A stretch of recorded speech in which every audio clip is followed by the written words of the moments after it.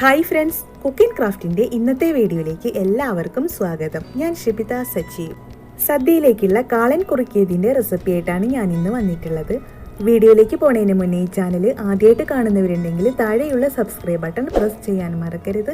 കൂടെ തൊട്ടപ്പുറത്തുള്ള ബെല്ലൈക്കണിൽ ഓൾ എന്നും കൂടി ക്ലിക്ക് ചെയ്തെങ്കിലുള്ളൂ ഞാനിടുന്ന വീഡിയോസൊക്കെ നിങ്ങൾക്ക് നോട്ടിഫിക്കേഷനായിട്ട് കിട്ടുള്ളൂ.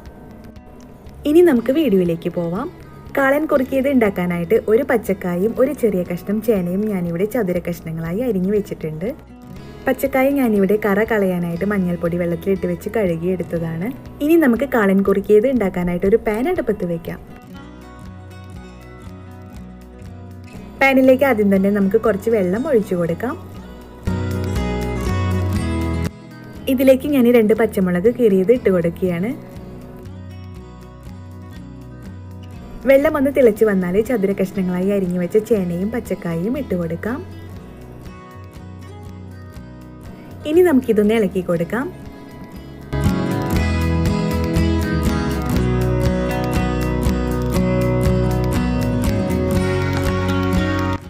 ഇനി ഇതിലേക്ക് നമുക്ക് മോര് ഒഴിച്ചു കൊടുക്കണം. നല്ല പുളിയുള്ള മോര് വേണം കാളനിലേക്ക് എടുക്കാനായിട്ട്. 1.5 കപ്പ് മോരാണ് ഞാനിവിടെ എടുത്തിട്ടുള്ളത്. അത് നമുക്കിതിലേക്ക് ഒഴിച്ചു കൊടുക്കാം.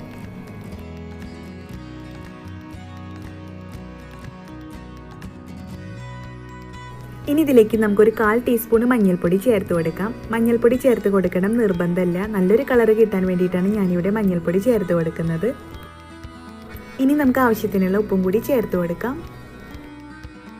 ഇനി ഞാനിതെല്ലാം കൂടി ഒന്ന് മിക്സാക്കി എടുക്കുകയാണ്. മോര് നമുക്കിവിടെ കുറുക്കിയെടുക്കണം. മോര് കുറുകി വരുന്ന സമയം കൊണ്ട് നമുക്കിതിലേക്കുള്ള തേങ്ങയൊന്ന് അരച്ചെടുക്കാം.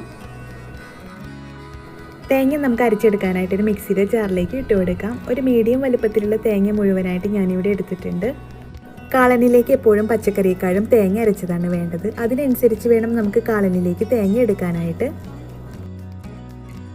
ഇനി ഞാൻ ഇതിലേക്ക് ഒരു 1/2 ടീസ്പൂൺ നല്ല ജീരകം ചേർത്ത് കൊടുക്കുകയാണ്. നല്ല ജീരകത്തിന്റെ കൂടെ 2 പച്ചമുളകും കൂടി ഇട്ട് കൊടുക്കാം. അതിനുശേഷം 2 തണ്ട് കറിവേപ്പിലയും ഇട്ട് കൊടുക്കാം. ഇനി ഇതൊന്ന് അരച്ചെടുക്കണം. നല്ല പേസ്റ്റ് രൂപത്തിൽ തന്നെ വേണം കാളനിലേക്ക് തേങ്ങ അരച്ചെടുക്കാനായിട്ട്. തേങ്ങ ഞാനിവിടെ നല്ലപോലെ അരച്ചെടുത്തിട്ടുണ്ട്. ഈ രീതിയിൽ തന്നെ തേങ്ങ കാളനിലേക്ക് അരച്ചെടുക്കണം.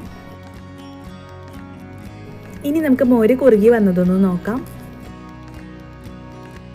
മോര് ഇവിടെ കുറുകി വരാനുണ്ട്. മോര് കുറുകി വരുന്ന സമയത്ത് ചേനയും പച്ചക്കായും കുക്കായി കിട്ടും. കാളനിലേക്കുള്ള പച്ചക്കറി കുക്ക് ചെയ്തെടുക്കുന്ന സമയത്തൊന്ന് കടിക്കാവുന്ന രീതിയിൽ വേണം കുക്ക് ചെയ്തെടുക്കാനായിട്ട്. കൂടുതലായിട്ട് വെന്തൊടയരുത്, ആ രീതിയിൽ തന്നെ കുക്ക് ചെയ്തെടുക്കണം. മോരൊന്ന് പകുതിയായി കുറുകി വരുന്ന സമയത്ത് നമുക്കിതിലേക്ക് തേങ്ങ അരച്ചത് ചേർത്ത് കൊടുക്കണം.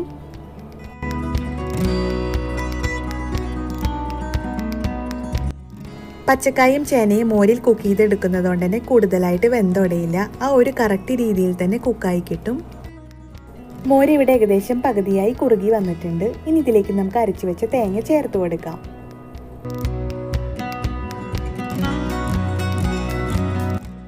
തേങ്ങ ചേർത്തതിന് ശേഷം ഞാൻ ഇതിലേക്ക് ഒരു 1/2 ടീസ്പൂൺ കുരുമുളക് പൊടി ചേർത്ത് കൊടുക്കുകയാണ്. കുരുമുളക് പൊടി ചേർത്തതിന് ശേഷം നമുക്കിതൊന്ന് മിക്സാക്കി എടുക്കണം.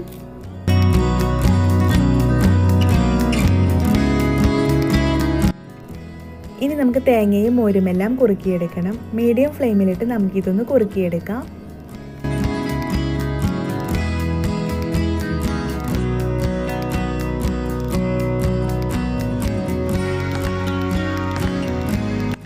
ഇവിടെ ഇപ്പോൾ മോരും തേങ്ങയും എല്ലാം കുറേ കുറുകി വന്നിട്ടുണ്ട്. ഇതിന് ലോ ഫ്ലെയിമിലിട്ട് വെച്ച് കുറുക്കിയെടുത്താൽ മതിയാവും, ഇല്ലെങ്കിൽ ഇത് തെറിക്കാൻ ചാൻസ് ഉണ്ട്. അതുകൊണ്ട് നമുക്ക് ലോ ഫ്ലെയിമിലിട്ട് തന്നെ കുറുക്കിയെടുക്കാം.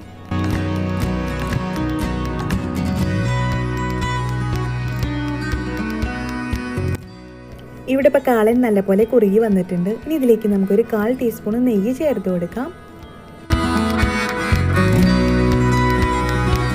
നെയ്യ് ചേർത്തതിന് ശേഷം ഒരു 1/4 ടീസ്പൂൺ ഉലുവ ചൂടാക്കി പൊടിച്ചതും ചേർത്ത് കൊടുക്കുകയാണ്. അതിനുശേഷം നമുക്കിതെല്ലാം കൂടി ഒന്ന് മിക്സാക്കി എടുക്കാം. ഇവിടെ ഇപ്പോൾ കാളൻ കുറുക്കിയത് ഏകദേശം റെഡി ആയിട്ടുണ്ട്. ഇനി ഇതൊന്ന് വറുത്തെടുക്കണം. അതിനായിട്ട് ഒരു പാനിൽ കുറച്ച് വെളിച്ചെണ്ണ ചൂടാക്കിയെടുക്കാം. എണ്ണയൊന്ന് ചൂടായി വന്നാൽ നമുക്കിതിലേക്ക് കുറച്ച് കടുക് ഇട്ട് കൊടുക്കാം.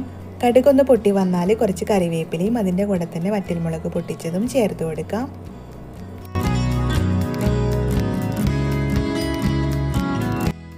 ഇതൊന്ന് മൂപ്പിച്ചെടുത്തതിന് ശേഷം നമുക്ക് കാളനിലേക്ക് ചേർത്ത് കൊടുക്കാം.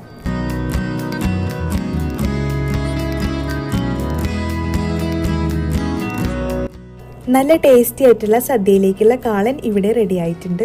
എന്തായാലും ഇതുപോലെ ഒന്ന് ഉണ്ടാക്കി നോക്കണം. എന്നിട്ട് അഭിപ്രായം അറിയിക്കാൻ മറക്കരുത്. ഒപ്പം ഷെയർ ചെയ്യാനും മറക്കരുത്. അടുത്ത നല്ലൊരു റെസിപ്പി ആയിട്ട് വരുന്നവരെ ഇന്നിവിടെ പറഞ്ഞു പോകുന്നത് ഷിബിത സജീവ്. Thank you.